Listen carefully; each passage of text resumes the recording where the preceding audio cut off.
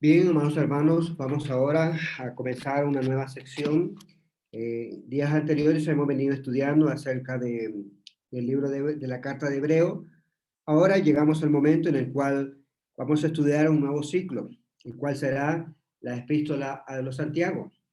El día de hoy vamos a hablar acerca de esta introducción, acerca de esta hermosa carta.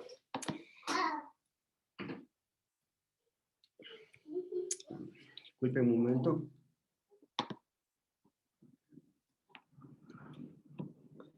El propósito de la lección de este estudio, de estos estudios, es poder aprender de las lecciones registradas en esta epístola. Lo que vemos entonces, en principio, lo que podemos considerar que es una carta universal. ¿Qué queremos decir de eso? Cuando nosotros, si vemos en la introducción de la misma carta, vemos que él comienza de esta manera. Santiago 1.1 dice: Santiago, siervo de Dios y del Señor Jesucristo, a las 12 tribus que están en la dispersión. Si nosotros revisamos alguna otra carta, por ejemplo, la carta a los romanos, vemos que se introduce de la siguiente manera. Déjenme buscar Romanos 1.1.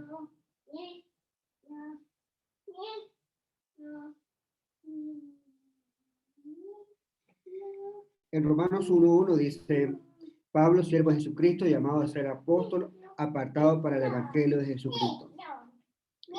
En esta referencia, en Romanos 1.1, vemos que la carta es dirigida a los hermanos en Roma.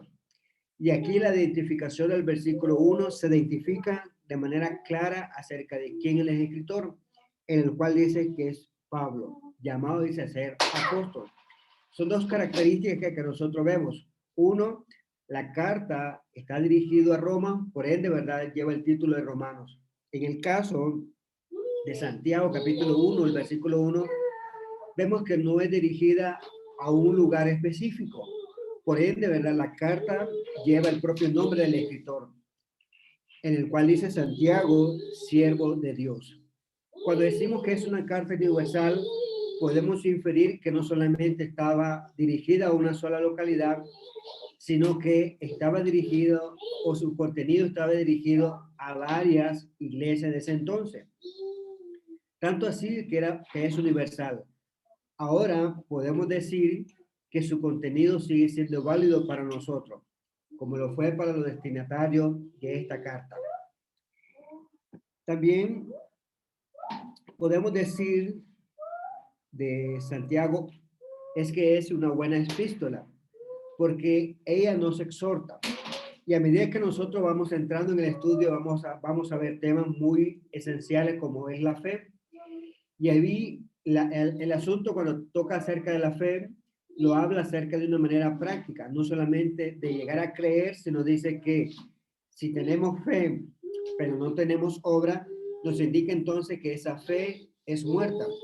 Por ende, entonces, la exhortación que encontramos acerca de la fe dice: si tenemos fe, dice, muéstranos tus obras. Luego también nos anima, nos desafía y nos convence sobre una fe entonces que actúa. En otras palabras, es una fe que es demostrable, una fe porque realmente tiene obra. Y además vamos a encontrar temas esenciales como el hacer excepción de personas. Cuando vemos ahí, capítulo 2, vemos que los hermanos hacían distinción. Cuando estaban reunidos en la congregación, dice que llega alguien elegante, vestido de manera muy bien, dice que le dan el lugar de mayor preferencia. Pero si en cambio llega una persona pobre y sin tener la vestimenta que entró primero, vemos entonces, dice que le dice, estate tú allí. En otras palabras, Santiago le dice, les exhortaba a que no debía de hacer distinción de personas. Si Dios no hace distinción de personas, nosotros tampoco debemos de hacerla. También el trasfondo de esta carta se aduce que eran cristianos que habían salido a producto de la persecución. Entonces, si habían salido producto de la persecución, eso implica de que no habían recogido recursos para salir. Santiago estaba diciendo entonces que las personas ricas estaban oprimiendo a los pobres, en otras palabras, a los judíos que habían salido de la producto de la persecución. Perdón. Cuando me refiero a epístola, se refiere o quisiera dar la definición de esto. Según el diccionario Easton, diccionario bíblico, dice, epístola son las cartas apostólicas. Y hace la aclaración, el Nuevo Testamento contiene 21 en total. Otra definición del diccionario hispanoamericano de la misión dice de esta manera, epístola es el término antiguo para las cartas escritas y principalmente por los apóstoles e incluida en el Nuevo Testamento. Por eso es cuando hago referencia a epístola, me refiero entonces a las cartas escritas por los apóstoles, no a las cartas comúnmente, ¿verdad? Que nosotros conocemos cuando enviamos de una persona a otra, sino epístola, ¿verdad? Tiene ese contexto, la carta escrita principalmente por los apóstoles. Vayamos entrando al estudio en lleno. En cuanto al autor, el autor de esta carta no se identifica de manera fácil, como para podernos facilitar la obra. Si bien es cierto, cuando leíamos Santiago 1:1, menciona con el nombre propio diciendo Santiago, siervo de Dios. Cuando leíamos en Romano 1:1, se identificaba diciendo Pablo, llamado a ser apóstol. Cuando decimos llamado a ser apóstol y revisamos el listado de los apóstoles, solamente encontramos uno, que es el apóstol Pablo, ¿verdad? Que es una conversión más tardía del evangelio, lo encontramos en Hechos capítulo 9, y que a la misma vez lo que nosotros vemos, y él mismo se identifica, era que fue un abortivo de los apóstoles, uno que fue más atrás. En cambio, en el caso de Santiago, no se nos identifica de manera muy precisa. En base a lo que se menciona en el Nuevo Testamento, nosotros encontramos a 4 hombres que se llamaron Santiago. El primero que nosotros podemos ver es el hijo de Zebedeo y hermano de Juan. En Marcos capítulo 1, el versículo 19, lo encontramos aquí. Pasado de allí, un poco más adelante, vio a Jacobo, hijo de Zebedeo, y a Juan su hermano, también ellos en la barca que remendaban las redes. Aquí en el versículo 19 dice Jacobo. No olvidemos entonces que Jacobo también significa Santiago. La segunda referencia que encontramos de Santiago es en Marcos capítulo 3, el versículo 18. Y en ese versículo encontramos entonces que es el hijo de Alfeo, en el cual era conocido como Santiago el menor. Marcos 3:18 dice a Andrés, Felipe, Bartolomé, Mateo, Tomás, Jacobo, hijo de Alfeo, Tadeo, Simón el cananista. En esta ocasión, Santiago, hijo de Alfeo, se le llama o se le es conocido muy bien como Santiago el Menor. Muchos comentarios mencionan que lleva este nombre por su estatura. Por eso esa distinción. En el caso del primer Santiago que mencionamos anteriormente, hijo de Zebedeo, se le conocía como Santiago el Mayor, no porque realmente tuviese un mayor rango dentro de los apóstoles, sino por el contrario, por su estatura en comparación con este Santiago. El siguiente Santiago que nosotros encontramos es el hermano de Judas, no Iscariote. Este Jacobo era padre del apóstol Judas. Lo vemos esta distinción en Lucas capítulo 6, el versículo 16. Judas, hermano de Jacobo, y Judas Iscariote, que llegó a ser traidor. En esta ocasión, entonces, Judas es el hermano de Judas. Y la siguiente, Santiago, que encontramos en el Nuevo Testamento, es el medio hermano de Jesús, en Gálatas capítulo 1, verso 19. Pero no vi a ningún otro de los apóstoles, sino a Jacobo, hermano de Juan. En esta ocasión, entonces, encontramos a cuatro Santiago, 4 personas que se llamaron Santiago. Miramos el hijo de Zebedeo y hermano de Juan, el hijo de Alfeo, el hermano de Judas y el hermano de Jesús. Examinando cada uno de los actores, para la fecha que posiblemente se escribió esta carta, Jacobo, hijo de Zebedeo, fue martirizado por el gobierno de Herodes Agripa. Eso lo vemos en Hechos capítulo 12, el versículo 2, en el cual dice, y mató a espada a Jacobo, hermano de Juan. En esta ocasión, cuando se da la persecución, ya estaba dando la persecución, pero la persecución comenzó en el capítulo 8 y hasta este momento los apóstoles no habían sido perseguidos.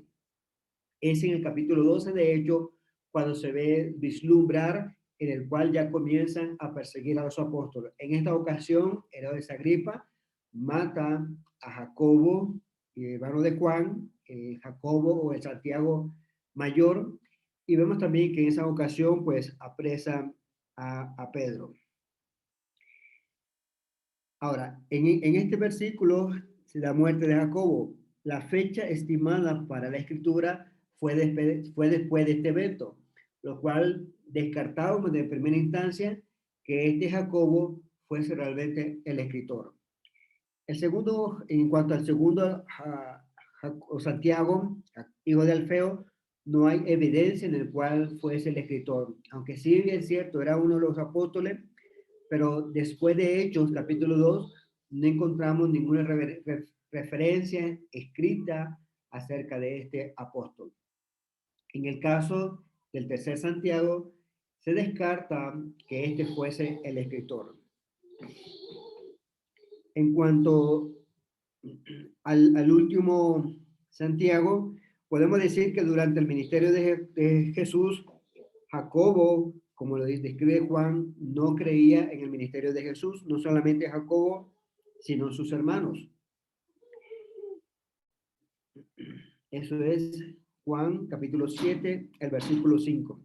Porque ni aun sus hermanos creían en él. También Jacobo, durante su ministerio, tampoco, ¿verdad?, creían acerca de lo que él estaba predicando. Sin embargo, la referencia después de la resurrección de Jesús se identifica como una persona creyente, como lo vemos en 1 Corintios capítulo 15, el versículo 7. Después apareció a Jacobo, después a todos los apóstoles, y al último de todos, como a un abortivo, me apareció a mí. En esta ocasión, después de la resurrección de Jesús, ya se comienza a enumerar o a mencionar como un creyente. En esta ocasión de 1 Corintios 15, 7, se ve entonces que eran uno a los cuales Jesús se le apareció después de su resurrección. Ahora cuenta como un testigo. Luego es considerado por los hermanos primitivos como columna de la iglesia de Jerusalén. En Gálatas capítulo 2, el versículo 9, dice de esta manera: y reconociendo la gracia que me ha sido dada, Jacobo, Cefas y Juan eran considerados como columnas. Nos dieron a mí y a Bernabé la diestra de la señal del compañerismo, para que nosotros fuésemos a los gentiles y ellos a la circuncisión. Lo que encontramos en Gálatas capítulo 2, verso 9, Pablo está haciendo un resumen de la visita que encontramos en Hechos capítulo 15. En Hechos capítulo 15, si podemos leer en nuestras casas, encontramos la discusión que habían de algunos maestros, falsos maestros que habían salido de Jerusalén a atormentar las cristianos gentiles que habían sido convertidos.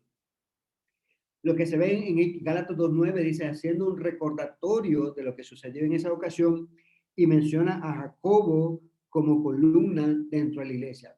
Si revisamos Hechos capítulo 15, vemos entonces que ahí, que en la intervención que hace Jacobo, dice que al finalizar, dice, le pareció bien al Espíritu Santo y a los apóstoles. En otras palabras, lo que se ve en Hechos capítulo 15, acerca de Jacobo, es que tenía un buen concepto de él. En otras palabras, se cuenta entonces como una persona convertida y a la misma vez dice que era columna y baluarte en la iglesia de Jerusalén. En resumen, acerca del escritor, pues todo apunta que fuese el hermano de Jesús, el escritor de Santiago capítulo 1, el escritor de la epístola de los Santiago, que dicho sea de paso, pues lleva su nombre. Y vemos entonces la identificación diciendo, no se identifica como apóstol, porque realmente no era apóstol, se identifica diciendo, ¿verdad?, que es siervo de Dios. Algo más a considerar es la evidencia externa.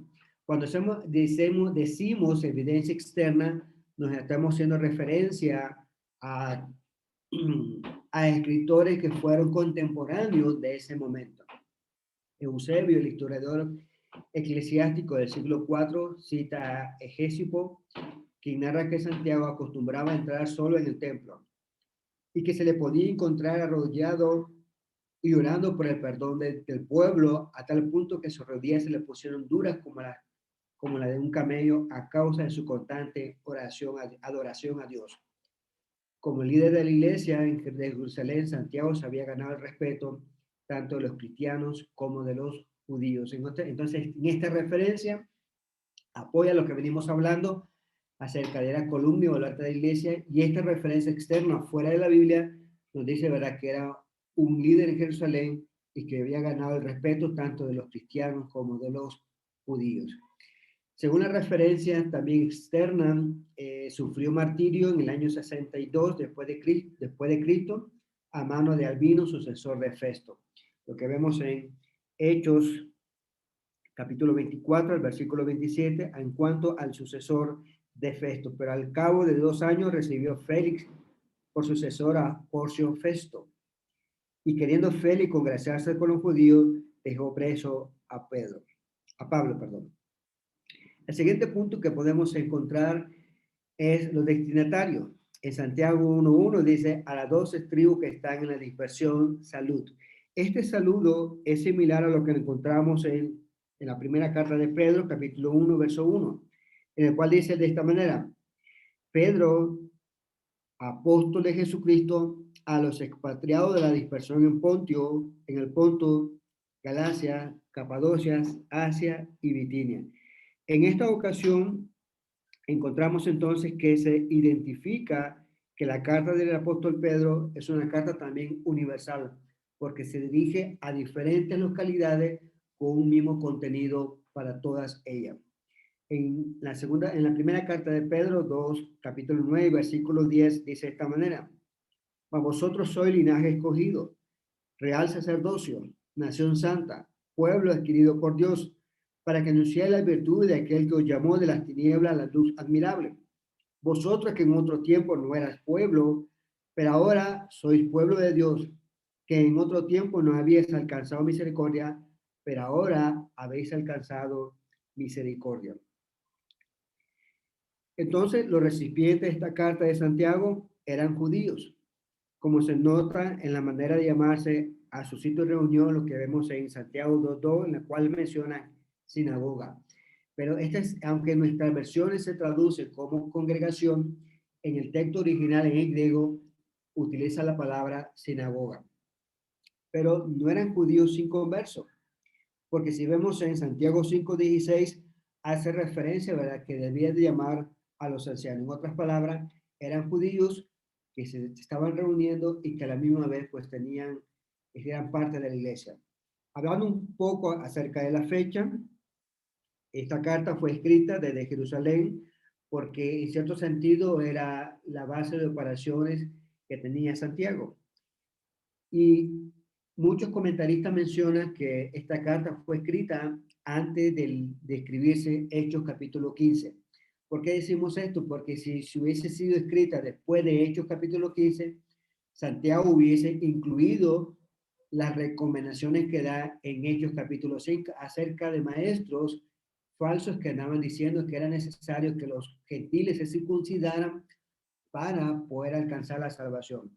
En este sentido, entonces, fue una carta escrita antes de Hechos capítulo 15, por eso encontramos que Santiago no incluye la recomendación que vemos en ese capítulo.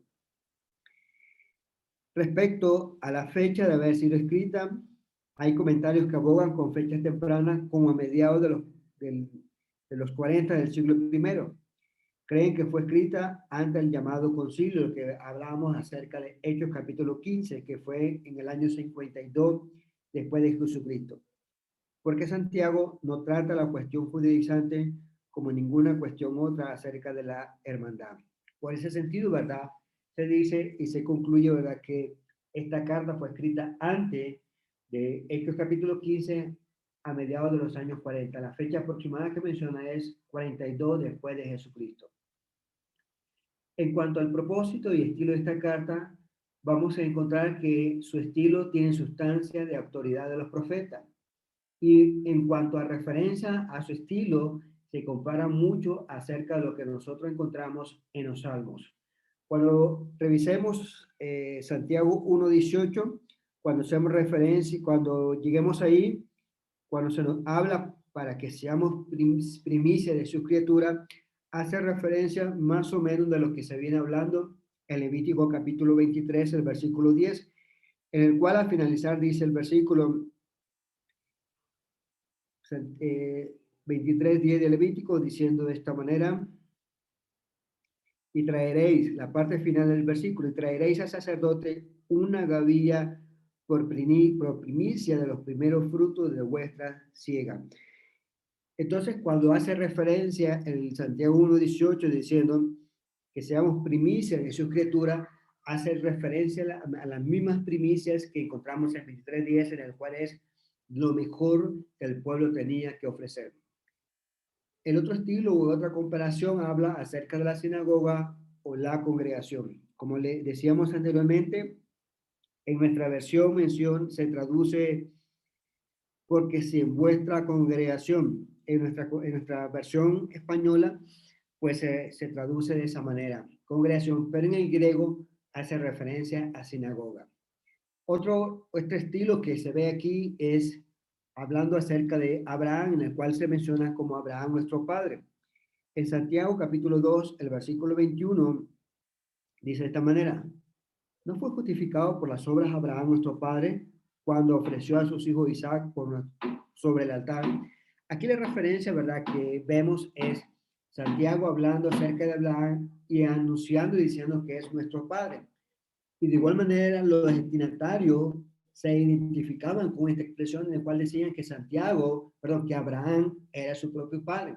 Por eso llegamos y decimos que los destinatarios de esta carta eran judíos que habían sido convertidos al evangelio, al cristianismo. Por eso encontramos aquí que encontramos aquí esta referencia acerca de esta expresión, haciendo referencias que eran los escritores o los recipientes eran judíos.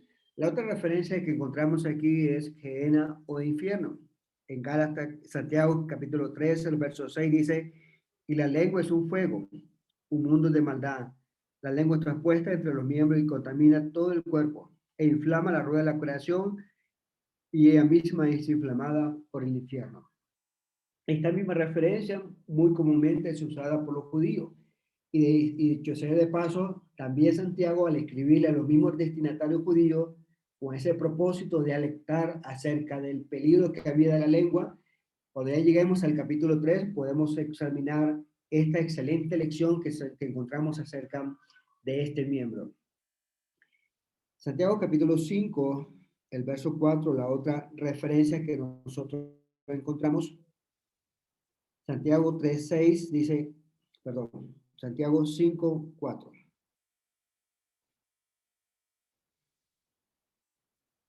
He aquí, clama el jornal de los obreros que han cosechado vuestras tierras, el cual por engaño no ha sido pagado por vosotros. Y los clamores a los que habían cegado han entrado a los oídos del Señor de los ejércitos. Esta expresión, el Señor de los ejércitos, utilizada aquí acerca de la queja que se suscitaba ahí, de que habían hermanos que eran ricos y que estaban suprimiendo a los hermanos que en cierto sentido eran pobres. Y en ese sentido, el alarma se estaba presentando aquí, es que el clamor de estos hermanos quienes estaban siendo abusados, y se estaba llegando al Señor de los ejércitos. Esta expresión es la misma que nosotros encontramos en Génesis capítulo 17, el versículo 1, en el cual dice, era Abraham de edad de 99 años, cuando le apareció Jehová y le dijo, yo soy el Dios poderoso que anda en medio delante de ti y sé perfecto. Esta referencia, Señor de los ejércitos, es la misma o parecida a la que encontramos en 17:1 de Génesis diciendo, yo soy el Dios todopoderoso. La otra de este estilo que encontramos es acerca de la lluvia de otoño y primavera a la lluvia temprana y la tardía. La encontrada en Génesis, en Santiago 5:7, en el cual dice de esta manera, por lo tanto, hermanos, tened paciencia hasta la venida del Señor. Mirad cómo el labrador espera el precioso fruto de la tierra, aguardando con paciencia hasta que reciba la lluvia temprana y la tardía. Veamos Deuteronomio 11:14, en el cual dice, Yo daré la lluvia de vuestra tierra a su tiempo, la temprana y la tardía, y recogerás tu grano, tu vino y tu aceite. En otras palabras, las referencias que hemos visto, primicias, sinagoga, Abraham nuestro padre, infierno, el Señor de los ejércitos, la lluvia temprana y la tardía, es un estilo similar a lo que entramos en los salmos y en algunos profetas. En otras palabras, los recipientes de esta carta estaban muy, pero muy familiarizados con estos términos. Y la expresión también encontrada aquí para ella le es muy familiar. Lo que vemos en esta carta, amados hermanos, es como un discurso, aunque inicia con un saludo inicial en Santiago 1:1, pero vemos que se profundiza o sigue avanzando, o en otras palabras, no contiene referencias personales ni los saludos en la carta de esta carta. Por ejemplo, en la carta de Romanos hay una introducción y al finalizar en Romanos capítulo 16 hay un saludo de manera personal y recomendaciones, como lo vemos saludando a todos los hermanos y sus colaboradores. En el caso de Santiago es diferente. Comienza con un saludo, una introducción del escritor, pero a la misma vez no hay saludo de esta carta, un saludo final de esta carta. Encontramos entonces que el estilo de Santiago es tanto enérgico como vívido, porque comunica conceptos profundos en palabras frescas, bien escogidas. Las oraciones son cortas, simples y directas, aunque el autor, como miramos en muchas observaciones, utiliza muchas metáforas y símiles que son un toque de una imaginación poética. Hace menciones acerca de Abraham, Rahab, Job, Elías y los 10 mandamientos, e incluye alusiones a pasajes de 21 libros del Antiguo Testamento, como hacíamos referencia, desde Génesis hasta Deuteronomio, Josué, Primera Reyes, Salmos, Proverbios, Eclesiastés, Isaías, Jeremías, Ezequiel, Daniel y 7 de los 12 profetas menores. El propósito de esta carta es un propósito más práctico. Tiene el propósito de corregir ciertas actitudes, como lo miramos, ¿verdad?, acerca de las visitas que había en Santiago capítulo 2, que había una excepción en cuanto al trato hacia los hermanos y ciertas actitudes, como decía, y las conductas que los hermanos habían notado en ello. Es una magnífica carta y les invito a que juntamente conmigo y a partir de este momento, de este día, puedan aprender acerca de las lecciones valiosas que encontramos en esta carta. Gracias, amados hermanos, por la oportunidad. Que el Señor entonces les bendiga.